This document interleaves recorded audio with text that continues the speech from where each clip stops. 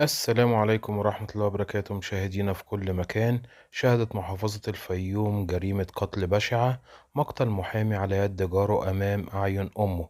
وليكن بعض التفاصيل حول الخبر. شهدت عزبة الغريبة التابعة لقرية الإعلام دائرة مركز شرطة الفيوم واقعة قتل في وسط الشارع.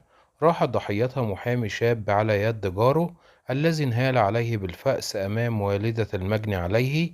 ووثقت كاميرات المراقبة في الشارع لحظة الاعتداء المتهم على المجني عليه وضربه بالفأس على رأسه، ما تسبب في مقتله في الحال أمام أعين والدته التي شهدت لحظة ارتكاب الجريمة.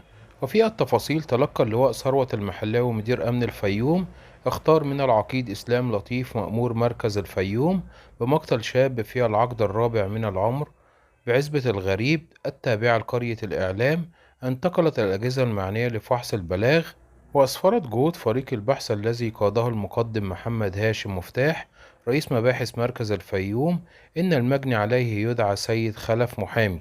وتبين إن المجني عليه تدخل لمنع الشاب عن ضرب والدة المتهم، ما أثار حفيظته إن المجني عليه كان يجلس أمام المنزل، وما إن شاهد المتهم حتى دخل على منزله وخرج ممسكا بفأس وضربه من الخلف على رأسه بطريقة بشعة مما تسبب في وفاته في الحال. وحرر عن الواقعة المحضر القانوني اللازم للعرض على جهات التحقيق المختصة لكشف ملابسات الحادث واتخاذ الإجراءات المتبعة في هذا الشأن.